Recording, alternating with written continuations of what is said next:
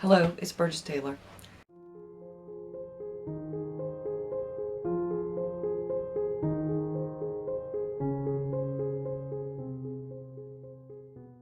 And what I've had to remind myself of lately is that I can do this. I can finish this book. With the holidays going on and with everything else going on, good news is my husband put in his note. He starts orientation Monday at a new company and he will be local. So he's to go out of town for a few days for orientation and then he comes back, and the new year he will be starting a whole new job and he'll be local. He won't be going over the road anymore. That's my good news.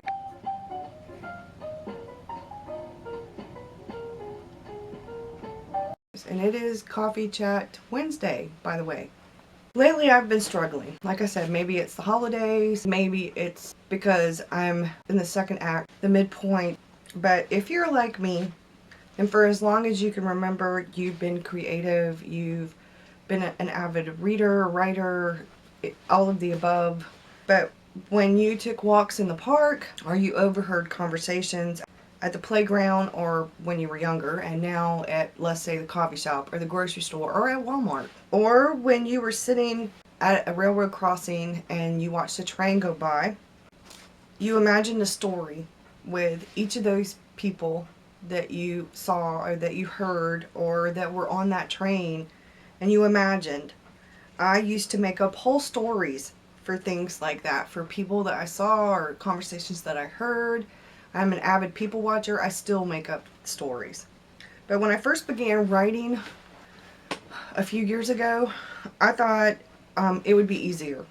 I thought I'd be able to just write once I sat down. That's how I used to do. That's how I used to write. That used to be my process.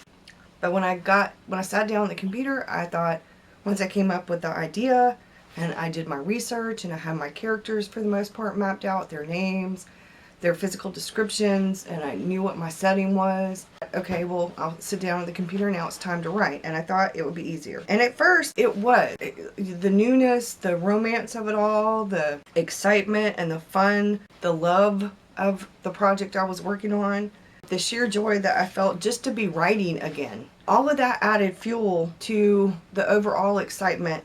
And I wrote like mad to begin with. And I do that at NaNoWriMo too. Staying up late, getting up early. I even dream about my novel. And, you know, of course I dream about being published. And then somewhere around this godforsaken middle, that's where it usually happens. Something happens and the energy and the excitement and the romance, it wanes and it fades into like this stagnant, numb, walled in, suffocated feeling, and I feel blocked. And maybe that's why people call it writer's block. It feels like work to write at that point instead of fun.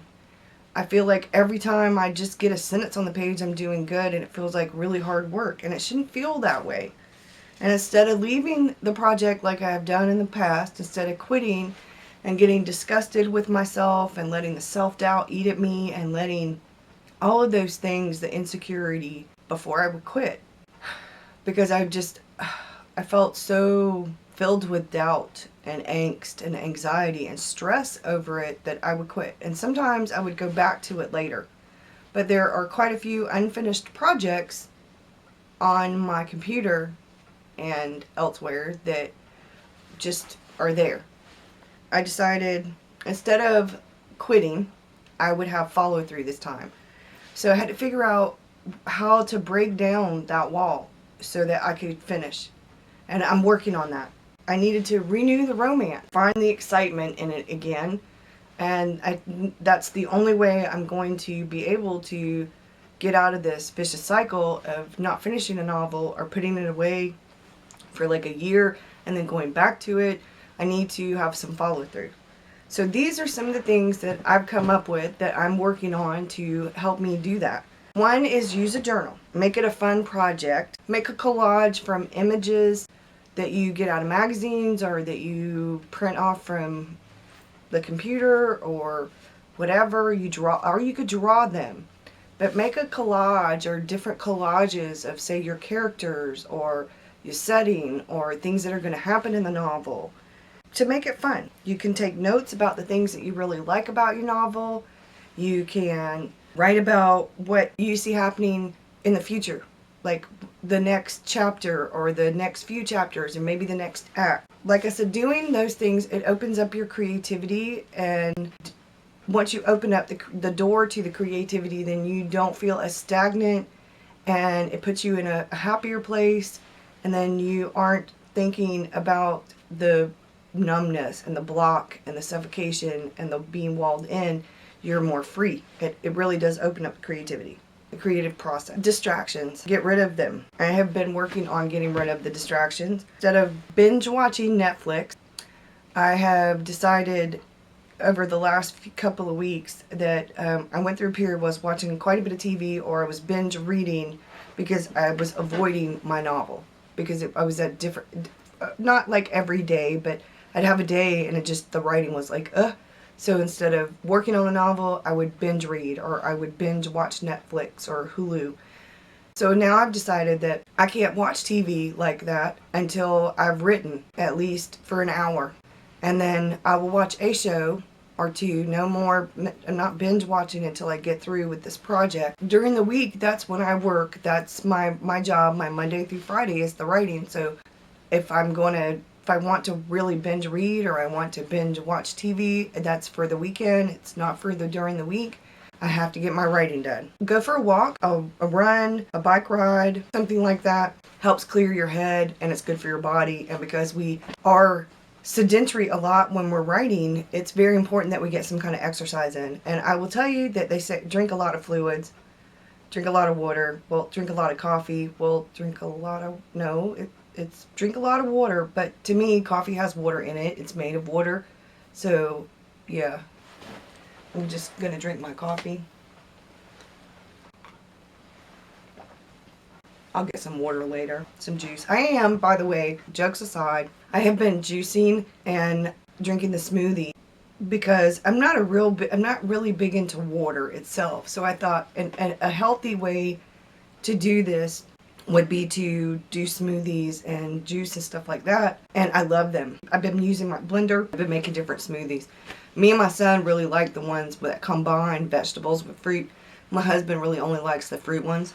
I've been substituting lunch and not eating lunch and actually having a smoothie. And sometimes I do a smoothie for breakfast.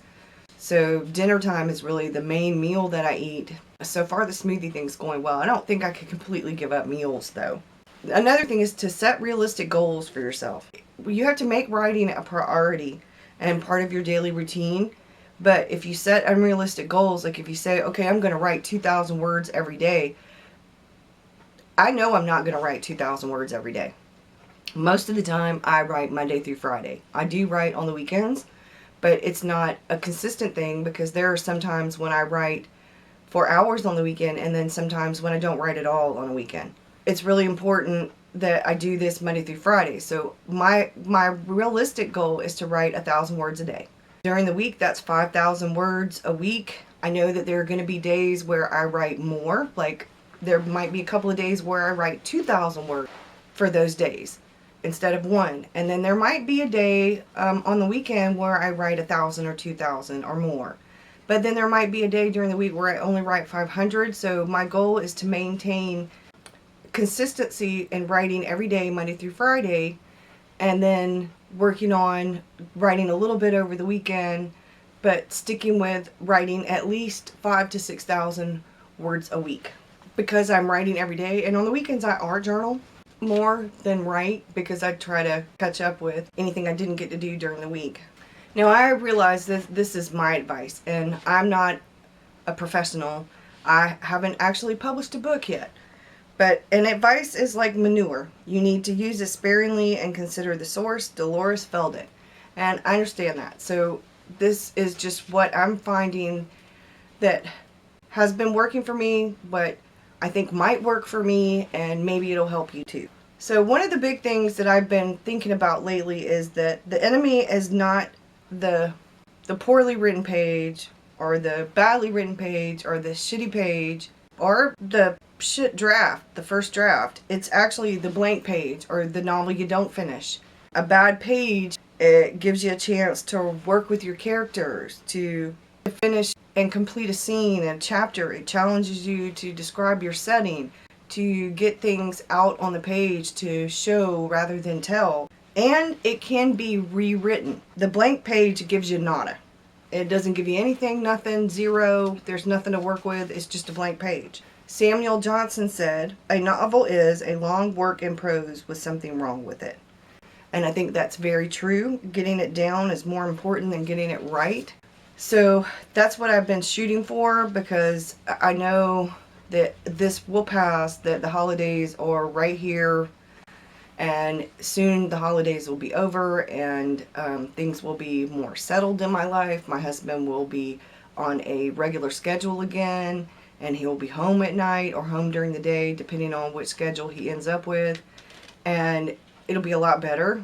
I will end up on a much more regular schedule, and I will be able to have my husband help me with much more things because he won't be gone all the time anymore. By the way, the purple coat was my Christmas present. Is a 3/4 trench, double-breasted trench leather coat. Part of my Christmas present. My husband got it for me. We couldn't find the purple velvet that we really liked, but I did end up finding a purple leather, and I am absolutely in love with it.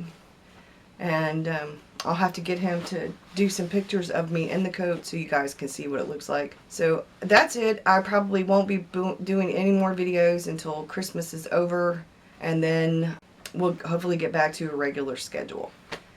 And I will actually probably follow what I had planned on doing for YouTube for a regular schedule. But I hope you guys have a good one. Happy holidays, Merry Christmas, Happy Hanukkah, Happy Festiva. Thanks for watching.